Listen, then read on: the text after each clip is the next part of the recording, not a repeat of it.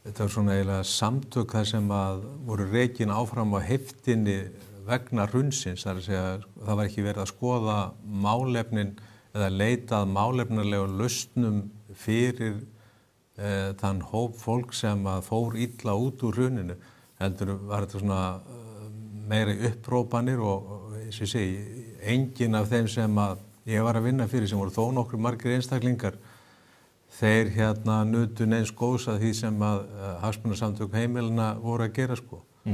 Það var bara að semja þar augliti til auglitis við bankana við aðstæður eins og þessar. Það var búið að selja ofan af fólki og þá gastu þetta samið það eða gert kröfum það að fá að leigja húsnæðið eftir sýslumaður það ákvað þá bara fengir að leigja og þurfti þá að borga leigu, þá varstu líka að standa við að borga leiguna.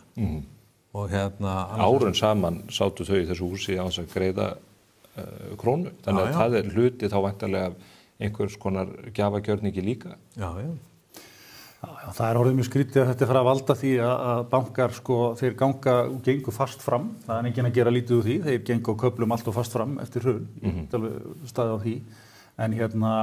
En það er orðið mjög skrítið síðan að sjá það að svo eru svona einhver tilfelli sko, það sem að svona útkoma verður sko, sem er náttúrulega ótrúlega sérstakt sko. Og aftur ofan á allt þetta fannst mér þetta dómsmál svo skrítið sko, í stað þess að leyfa þessu nú bara liggja. Já, þau virðast ekki að átta sig á því hvers konar lottóvinningur þetta hefur verið, því að þau síðan farið þetta dómsmál sem þau tapa mjög svona örugglega eins og maður segir. En það er það málafafstur sem að kemur þessu öll upp á yfirborðið, annars væru við ekki að eiga þetta samtal hér.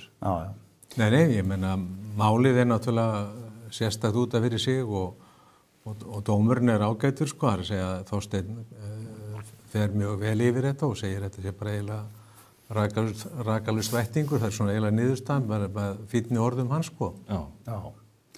En þetta líka að fara að verða svolítið, ef ég má kannski aðeins setja þetta í stærra samhengi, þetta fer að verða svolítið svona, við vorum að rifja upp hérna á hóttunarbyrja, ríkisstjórnin sé akkurat 3 mánaða í dag sko.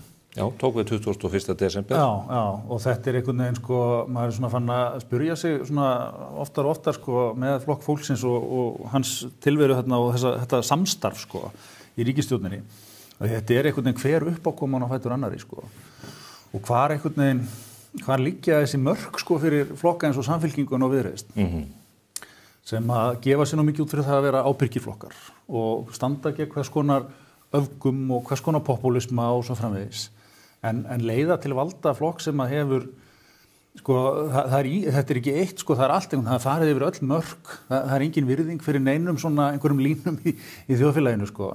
Neyðarsjóðir. Já, ég meina þetta er búið að vera, það er styrkjamálið, það eru Strandveiðar Sigurjóns og tilraun til að taka ykkur af styrkjum fyrir sem er að takast. Ég meina það eru dæmi þetta furðulega málum formann flokksins sem formann flokks fólksins verður hringir í skólastjóran með einhverjum áæningum það að hún þekki til í lögreglunni af því að það fundust ekki einhverju skór barnabarnsins sko. Það er mál Ragnars Þórs sem að fær myndarlega neyðarsjóð eða biðlaun sko, þráttur hann síðan að fara í starf með hærri laun, þráttur þetta síðan sama og hann gagnrýndi sinn forvera sko mjög harkalega fyrir. Svo er þetta mál Ásthildar með þessi ummæli hennar dómskerfið sko og þetta furðulega mál hennar og svo þetta núna sko afsögnin í gær. Þetta eru 3 mánuðir sko. 90 dagar. Og jólin voru inn í því sko. Blessuð jólin. Ég spáði því sko bara á bylgjunni eitthvað rétt í kringum myndun stjórnarinnar að hún myndi kannski lifa 6 mánuði. Það eru konur 3 og það er bara búin að vera vandræði og þessi ríkisstjórn, hún hefur ekki komið neinu máli á dagskrá sem skiptir máli vegna þess að í fyrsta lagi náttúrulega var þingið tókið til starfa fyrir 28. janúar, síðan kom kjördæmavika og síðan hefur ríkisstjórnin verið upptekin af því að reyna að slökkva elda sem að flokksmenn fólksins hafa kveikt allt í kringum hana. Og það er bara spurning sko, hversu lengi Þorgerður Katrín og Kristrún geta unað því að reyna að hafa svona fólk innanborðs í ríkisstjórn og eiga treysta á stuðning þess sko. Þú veist ekkert, þetta er náttúrulega þetta flokkur fólksins hefur engin stefnumál. Það er engin stefnuskoð á þessum flokki. Þetta er bara það sem Ingu Sæland dettur í hug hverju sinni og hvað hún hrópar og hinn hrópar bara með henni. Það er búið, það er búið að snúa ef þú horfir bara það sem hún sagði fyrir kosningar og það sem hún segir eftir kosningar, það er búið að snúa öll á hvolf. Hvað er Kristrún að hugsa núna? Ég meina, er stjórnin á brauðfótum eftir þessu uppákomu? Sko, Kristrún hlýtur að vera mjög óhress með þetta, hvernig þetta hefur spilast og það er náttúrulega komin mikið af spurningum inn á hennar borð. Já, þetta beinist ekki bara Ásthildi, þetta líka embættisfærslu hennar sem forsætisráðherra. Já, ég meina þessi kona leitar til óskar eftir fundi með forsætisráðherra. Fyrst vísu, ef maður skilur máli rétt, sko bara svona óskar eftir fundi, en svo einhverjum dögum síðan kemur lýsing á öllu málinu. Það er ekki brugðist við. Ég held að sem er komið fram að það fundir hafnað. Já. Á sama tíma má þessi kona búa við það að Ásthildur Lóa er hringjandi í hana daginn út og inn, bankar upp á heima hjá henni og og það er ekki fyrir síðan við í gær þegar allt fyrir á yfirsnúning þegar fólk sko virðist átta sig á því að þetta er að fara inn á RÚV og málið er að springa í loft upp sko. Þannig að þú veist þetta er mjög svona sérkennilega á þessu tekið og maður hlýtur að spyrja sig sko. Þannig, ég ætla að stíga fram og láta einhvern forsætisráðherra vita af einhverjum upplýsingum sko. Ég heyri síðan þetta ekki frá forsætisráðherra en andlega upplýsingarna sko, sem ég er að koma áleiðis, hann er þetta mættur í garðin hjá mér að banka upp á. Hvers konar ástand er þetta? Kristrún á blaðamannafundi seint í gærkvöldi talaði ótt og títt einkafund með forsætisráðherra og sagði að því hefði verið hafnað. Erum við ekki, ég held að við byggjum í þannig samfélagi að þegar svona mál kemur upp á og fólk leitaði ásjár valdamanna þá væri reynt að bregðast við því. Er þetta breyttur heimur? Nei, ég held nú að ef þú vilt fá viðtalið forsætisráðherra og vilt að það sé gætt trúnaðar það viðtal, þó að segir að annar ráðherra megi vera þar, þá sé ekki alveg sjálfgefið að forsætisráðherra megi að láta aðstofamenn hafa samband við aðstofamann hins ráðherra sem segja að það sé einhvern erindi. Og eins og Árni segir þá er þetta mjög merkilegt að Þórdís Lóa, Ásthildur Lóa segist hafa fengið upplýsingar hver það væri, hún fer að hringa heim til hennar og nær sambandi við einu sinni og svo svarar hún ekki í tvígang og þá ákveður hún að fara heim til hennar. Veitu, hvar fekk hún allar þessar upplýsingar ef hún fekk ekki vera forsætisráðherra eða úr því ráðuneyti og forsætisráðherra bera auðvitað ábyrgð á því ráðuneyti að því geta að segja að einhver aðstoðamaður hafi gert eitthvað sko. Nei. Sem lögfræðingar þegar þið horfið á málið sem slíkt þar sem inntak þessa uppákomu 1989 þar sem að er einhvers konar aðstöðumunur milli 22 og 15 ára einstaklings. Hvað segja lögin okkur um þetta? Já sko, þetta er erfitt að segja til þetta svona úr bara hafandi lesið þetta í fjölmiðlum og þetta veit maður ekki hvað nákvæmlega gekk á þarna en það þetta hafa verið og er í hegningarlögum og hefur verið lengi í ákvæðum með mannréttindum 198. grein í dag að það ert í trúnaðar sambandi við aðila og það er stað einhver kynferðismök eða samræði innan þess eða kynferðislegt samband að þá getur það verið refsivert í sjálfu sér. Svo er sérstaklega hnykkt á því að ef er að ræða aðila yngri en 18 ára, þannig er ákvæðið í dag, að þá sé það refsi þynging. Og aftur, ég ætla ekki að fara að fullyrða einnig hvernig þetta var, en ég bara maður er bara að segja þetta ákvæðið til staðar og svona málsatvikina minnst svona eru þarna einhvers staðar á sveimi, vekja spurningar. Og þetta á það sérstaklega við þegar að er að ræða mannesku sem er í því embætti að vera barnamálaráðherra og þetta auðvitað bara maður eiginlega fer nú bara tilbaka líka þegar ríkisstjórnin er mynduð sko var hvers konar dómgreindabrestur að flagga þess ekki strax í byrjun og fá kannski einhvern annan í þetta embætti sko. Já, hún hefur nú þetta lýst í að hún telji ekkert athugavert við þetta þannig að þú flaggar ekki því sem þú telur ekki athugavert. En það er náttúrulega mjög merkilega afstaða hennar í þessu máli að sko hún var ekki að segja af sér vegna þess að hún taldi sig hafa gert neitt rangt, heldur bara vegna þess að hún var í slæmu fjölmiðlaumhverfi sko. Nefnt. Og þetta var allt sem og hún var ekkert að biðjast sjálfsér afsökunar á því að hún hefði hjólað í dómstóluna, meðan bara vegna þess að hún taldi það svona gott fyrir fyrir bara sjálfa sig sko eitthvað, en ekki það skiptir engum máli. Eins og menn segja, ég get beðist afsökunar ef þú vilt það. Já. Svona efsökun. Já. En þessi mál eru vantarlega öll fyrnd og annað, þetta er ekki mál sem eru tekin upp áratugum síðar til rannsóknar eða annað slíkt. Nei, það er nú ólíklegt sko, mjög heppið, en hérna, og ég held að sé nú kannski ekki verið að halda því beint fram, en að vísu ákvæðið dálítið, náttúrulega nefnd bara ákveðin aldursmörk, en að vísu, svo spurning, hún hefur nú líka eitthvað dreigið úr því að þau hefi, hvernig hennar samband við hennan dreng á sínum tíma hefur verið, en aftur þetta eru hluti sem auðvitað bara þyrfti að hérna, og erfitt að kannski að segja mikið til núna, en hérna, ég á kannski ekki vona á því beint, en þetta er auðvitað alveg ótrúlegt og maður sá nú bara þegar við vorum að labba hérna inn að þegar nú erlendir fjölmiðlar eru byrjað að pikka þetta upp hver af öðrum sko og hérna fyrirsagnirnar náttúrulega skrifa sér sjálfar í þessu sko. Þetta er að verða einhver farsi sko. Gott fyrir horfstýr landsins. Nei, það er líka sko, það er svo merkilegt hvernig umræðan er sko, maður sá það strax í gærkvöldi sko að hérna þá fór svona vinstra fólki sem að hérna vill að ríkisstjórnin haldi áfram og svona alls baráttu fólki, hlakka til að heyra í Drífu Snædal. Já. Því að hún hefur alltaf verið kölluð til sko í Kastljósi ef að hefur komið upp einhvern mál sem varðar karlmenn og meint kynferðisofbeldi þeirra eða brot gegn einhverju fólki. En í gærkvöldi var komin upp þessi umræða sko að þetta yrði að horfa til tíðarandans eins og hann var þegar þessi atvik áttu sér stað. En í öllum MeToo-sögunum var ekkert verið að horfa til tíðarandans eins og hann var þegar að einhverjar meintar MeToo-sögur höfðu átt sér stað. Það var bara allt annað tíðarandi, og konur hafa verið að berjast fyrir því að fá jafnrétti og í dag er minna gert heldur en var kannski gert fyrir 10 árum eða 20 árum. En enga síður hafa allir þessir sem hafa verið taldir brotlegir verið svona teknir bæði beint og óbeint af lífi. Það hafa verið haldnar bara senur í borgarleikhúsum sem fólk hefur sagt að það hefur orðið fyrir kynferðislega áreiti fyrir 15 árum eða 20 árum og einhver ótilhlýðilegri hegðun. Auðvitað er þetta ótilhlýðileg hegðun alveg burt séð frá því hver var tíðarendu, en þetta var refsivert í samkvæmt hegningalögum. Þetta var ótilhlýðilegt 1989 eins og það er í dag. Já.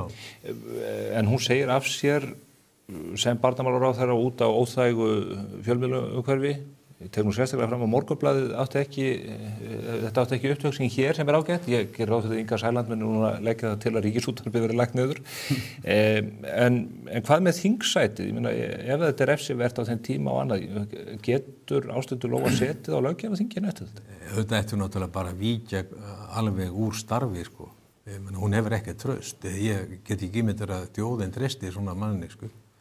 Og mér finnst mjög merkilegt ef að samstarfsaðilarinnar og þeir sem að sitja þessa vikulegu þriggja þingflokka fundi, það er að segja að þetta er stelpustjórnin er svo vel uppbyggð að þar mæta allir þingmenn saman á fundi einu sinni viku þau ekki, einu sinni mánuði til þess að stilla saman strengi sína og byttu ætla þú bara gútera það að vera með ráðherra sem að er búin að þingmann sem er búin að segja sér ráðherra en hann var ekki með sæmilegt hátterni fyrir 30 árum sko. Gagnvart barni.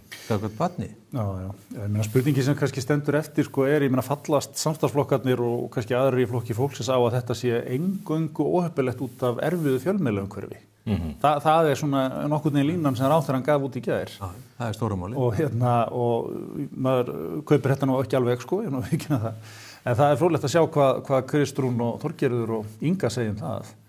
Er það ásættanlegt svar, þetta hefur verið allt gott og blessað. Hún er nú meira þess að gengur nú, það er nú svolítið sérstök, það var nú löngu yfirlýsing sem hún sendi í morgun, Ásthildur Lóa. Og það er nú ekki hægt að sjá annað en að hún sé nú dálítið að varpa sökin yfir á þennan mann, hennar barnsföður sinn. Hann hafi verið eldirhellir. Hann hafi verið eldirhellir og þar fram til göttunum og mjög aðgangsharður og svo framvegis sko. Og þetta er allt hið furðulegasta mál og Ég ætla nú að lega mér að spá því að hún eigi nú ekki eftir að vera lengi á þingi, sko. Það kemur allt í ljós, við fylgjum þessu máli auðvitað eftir á vettvangi MBL og Morgunblaðsins. Sigurður G. Guðjónsson og Árni Helgason, þakka ykkur kærlega fyrir að koma og ræða þessi 2 óskyldu en þó skyldu mál. Takk. Hér eftir örfá sekúndur, Guðni Ágúst. Landsins mesta úrval af Hoka hlaupaskóm.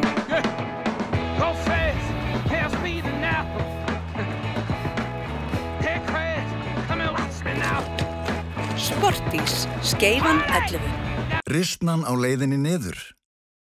Gott eða slæmt? Cardio, einfaldari útgjöld. Vantar þig bílavaraluti? Á polsen.is finnur þú bílavaralutina út frá bílnúmeri. Velur viðeigandi varaluti og pantar. Við sendum all land. Polsen.is. Ímyndaðu þér heim þar sem eru engar hindranir og engin takmörk. Opnaðu á alla möguleika með alrafmögnuðum Kia EV9. Askja.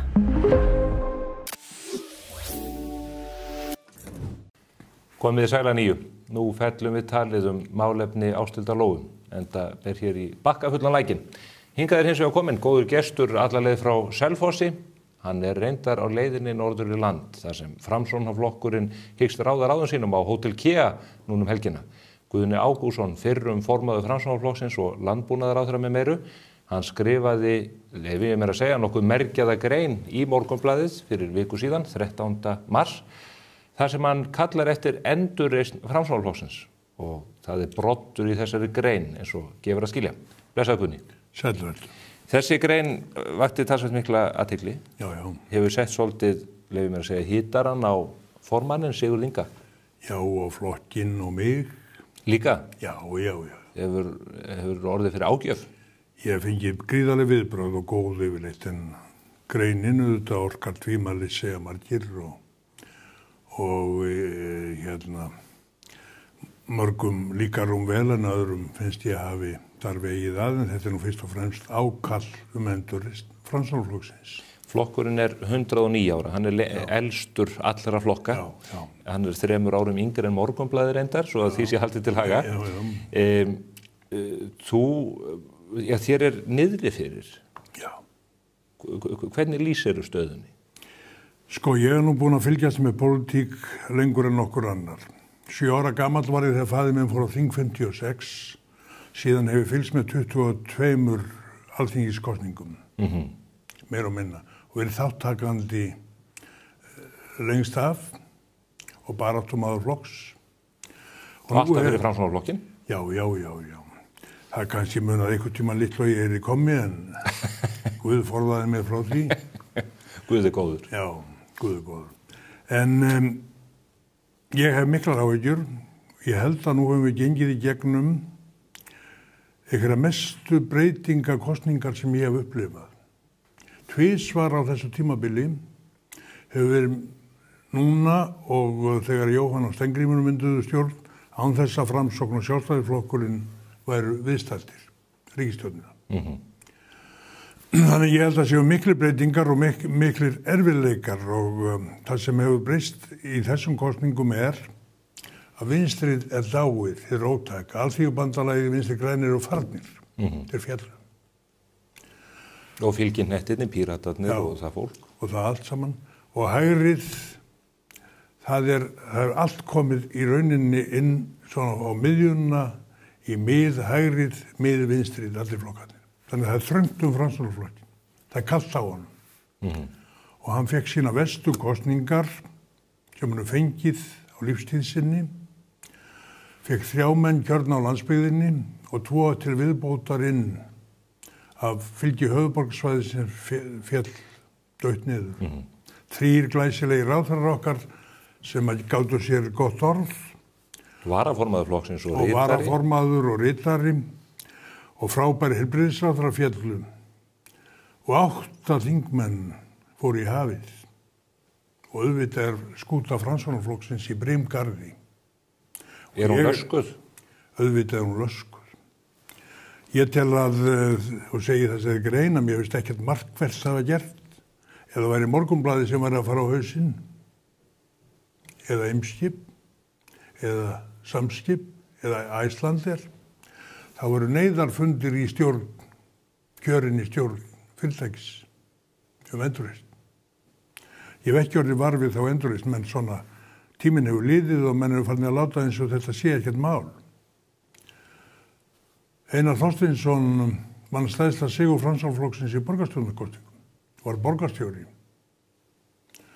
Hann sá sitt óvænna þegar hinn slóttugi og klóki borgarstjóri Dagur B. Eggertsson fór hann á þing og sagði sér frá. Þannig að þar fóru völdin og tækifærin líka, en hann kannski í betri málum að hafa losað sig frá því sem hann gerði, því ég held að hann flokkurinn hafi gert þetta mikil mistök að hingra ekki og nota sína stöðu betur þegar 4 menn voru komnir inn heldur hann að setjast í fangið á degi. Myndi ekki, eða tjastlega ekki upp á þann meiri hluta sem þá hafði fallið. Já. En þú segir það hafa ekki verið haldnir neyðarfundir. Er ekki eðlilegt við þessar aðstæður þegar ný ríkisstjórn tekur við, þingið tiltölulega nýkomið saman, hvert risa hneykslismálið hefur rekið annað á vettvangi ríkisstjórnarinnar, að menn bíði átekta? Er ástæða til þess að draga athyglinna að Framsóknarflokknum í þeim aðstæðum, jafnvel þó að staðan sé ekki björguleg? Sko, ég held náttúrulega að það hafi verið skrifað 100 greinar endurreisn Sjálfstæðisflokksins í Morgunblaðið frá kosningum. Hann hefur gengið í gegnum landsfund og sópað að sér fólki, baráttumannum, og kosið sér nýja stjórn. Mikilfenglegur stjórnmálamaður sem var mjög orðinn umdeildur og rægður, Bjarni Benediktsson, hvarf af vettvangi, nýforysta. Þannig að... Er útliti bjartar á þeim vettvangi heldur en hjá Framsóknarmönnum? Það er bjartar á eftir þegar mann er búin að skipa sínu liði til framtíðar. Við bjuggum við það eins og sjálfstæðismenn búa við að við erum með dótturflokk eða systurflokka. Miðflokkurinn vann stóran sigur. Hann er með 8 þingmenn. Þar af að ég segi 5 framsóknarmenn í sínu liði af 8. Sjálfstæðisflokkurinn glímir við Viðreisn sem brot út úr honum. Þannig að þetta torveldar allt það að við getum bara haldið að við stökkum upp og verðum vinsælir aftur.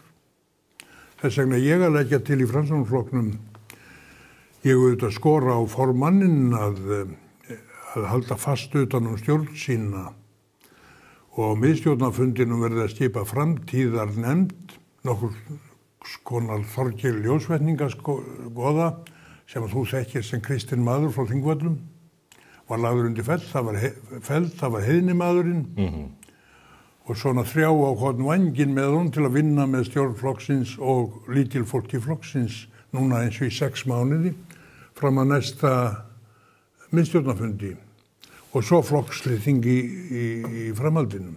Verður slík nefnd mögulega á teikniborðinu á fundinum á KEA helgina? Ég vona það. Menn verða að gera eitthvað róttækt og ég held að slík nefnd myndi vinna að vera mjög mikilvæg með forystunni.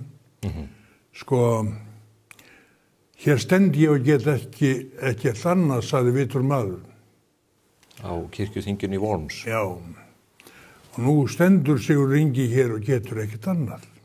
Hann náði kjöri, hann er rétt kjörinn formaður og það má segja að það er fagnaðarefni að hvorki Lilja né Ásmundur hafa sagt af sér. Hann er ritari og fer með flokkstarfið, hún er varaformaður. Þetta er fólkið í borðum kútter Framsókn sem að berst nú í brimgarðinum og þarf að ná krafti í seglinn. Því hann er sá flokkur sem á kannski flesta sveitarstjórnarmenn á Íslandi. Hann á 104 undir merkjum sínum, svo var mjög mikið af framsóknarflokki í sveitarfélögum sem kjósa ekki pólitískt. Þannig hann Sigurður Ingi og Lilja unnu stóra sigra 21 í alþingiskosningum, glæsilega. Og aftur í sveitarstjórnarkosningum 22, hann stæðist það í sögu flokksins. 2 árum síðar er flokkurinn nánast í útrýmingarhættu. Sigurður Ingi vann og Lilja unnu glæsilegan kosningasigur 17 í baráttunni við Sigmund Davíð sem hafði verið mjög vinsæll foringi Framsóknarflokksins í endurreisna starfinu eftir Jóhannu og Stengrím tóku við, Bjarni Benedikt og Sigmundur Davíð. Sigurður Ingi var þá varaformaður. Þetta fólk vann náttúrulega sterkustu hlutum í endurreisn landsins, gaf ungu fólki þann draum að lækka skuldir heimilanna og tók hrægamma sjóðina sem var afrek á heimsvísu. Þú nefnir Sigmund Davíð og þú nefndir hér áðan miðflokkin sem í harðri samkeppni við Framsóknarflokkin. Já. Voru það mistök á sínu tíma þegar Sigurður Ingi lætur vaða í Sigmund og fellir hann í fólk? Ég held að það veri mikil nauðvörn hjá Sigurði. Ég held að honum hafi ekki verið það ljúft. En nauðsynlegt? En það sem gerðist þegar Sigmundur, og það náttúrulega mjög alvarlegt, að hér skuli hafa komið sænskur öfgamaður, ég vil ekki segja glæpa, tekir ráðherrabústaðinn í 3 daga, fengið hann lánaðan til að undirbúa aftöku á forsætisráðherra Íslands. Og hann gengur í gildruna og málið í 8 vikur í pípan og veit enginn það. Sigmundur Davíð að berjast við það. 3. apríl.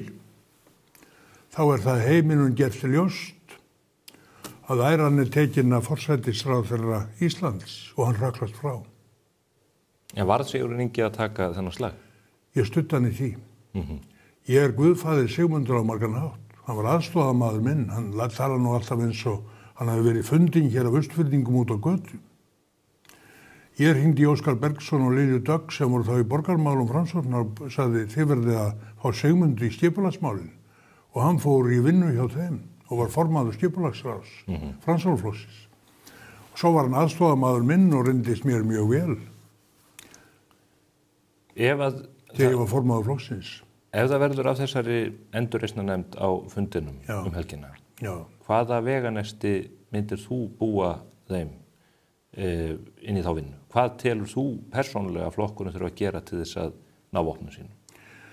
Nú það fyrst og fremst sem myndi gerast hér á Morgunblaðinu og í Icelandair að menn verða að skipuleggja hvernig ná fluginu aftur. Þeir verða að finna sér, það margt farið úrskeiðis, hvers vegna, við greinum það ekki en hvers vegna fóru kosningarnar eins og það fóru.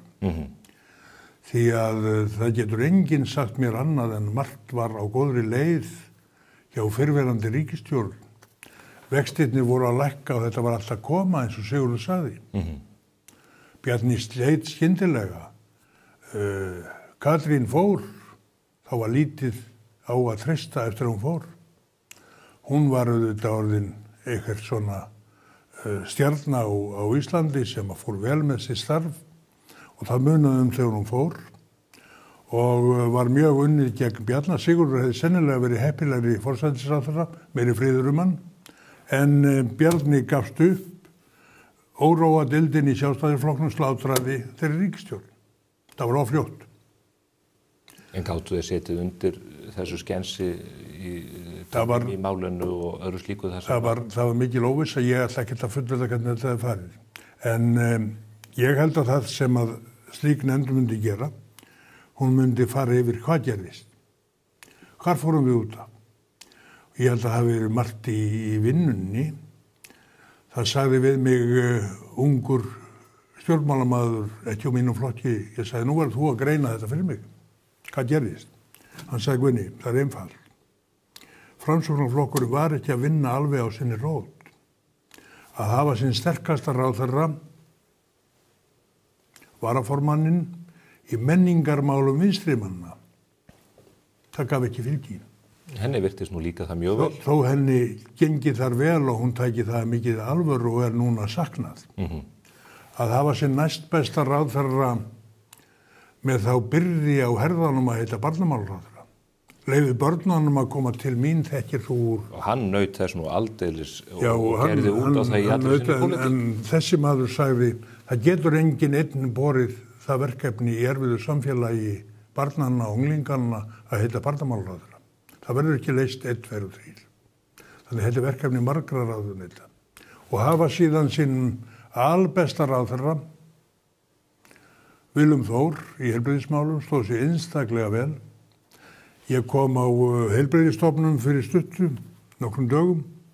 Þá sagði stúlkan Guðni, veistu hvað ég gerði í kosningu? Ég kaus Framsókn. Ég segi, af hverju? Willum Þór, menn saknuðu hans. Vinnumaður fram úr hófi. Nei, vinnumaður mjög góður, frábær. Og Sigurður minn, hann hefur auðvitað staðið sér á margan hátt vel, eins og hann gerður. Eru dagar... En ég held að þessi maður hafi bætt í við og sagt, hvar var landsbyggðin orðin í umræðinni, grunnurinn? Hvar var atvinnulífið? Það var enginn í flokknum með neitt atvinnulíf. Ekki landbúnaðurinn.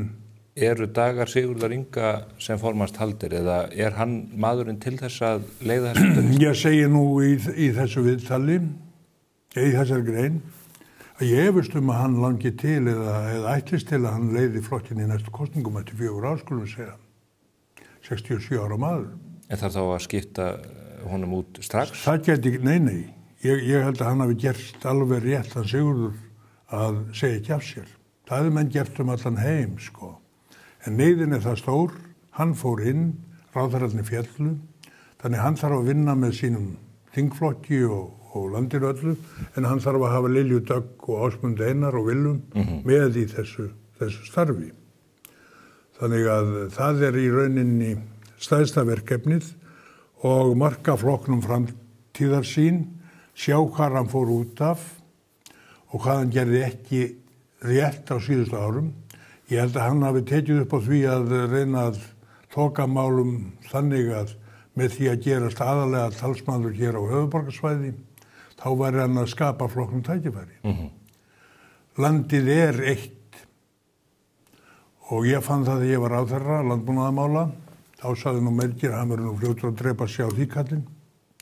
En Ánægjuvoginn sagði alltaf að ég væri mjög sterkur í Reykjavík og í Kraganum. Ég vel í Kraganum jafn sterkur og í mínu kjördæmi. Það nefnilega landið allt sem undir í pólitík. Alltaf? Alltaf landið allt undir í pólitík. Og fólki hér í Reykjavík á minni tíð fór að hugsa sveitina, hestamenn, vildu eiga hænsni og dýr og unnu landinu. Þannig að ég var þáttakandi í stóru ævintýri sem breyti sveitanum. Og nú leggur þú land undir fót upp í Borgarfjörð, Norðurárdal, Holtavörðuheiði, Húnavatnssýslur, Skagafjörð og á Akureyri. Það verður áhugavert að fylgjast með miðstjórnarfundinum helgina Guðni. Góða ferð norður og gangi ykkur vel. Kærar þakkir. Þá ekki meira á vettvangi spursmála þennan föstudaginn. Tíðinda mikill dagur og tíðinda mikil vika að baki. Við verðum hér með ykkur að viku liðinni í síðasta lagi, leyfi ég mér að segja, og við hlökkum til þess. Verið þið sæl.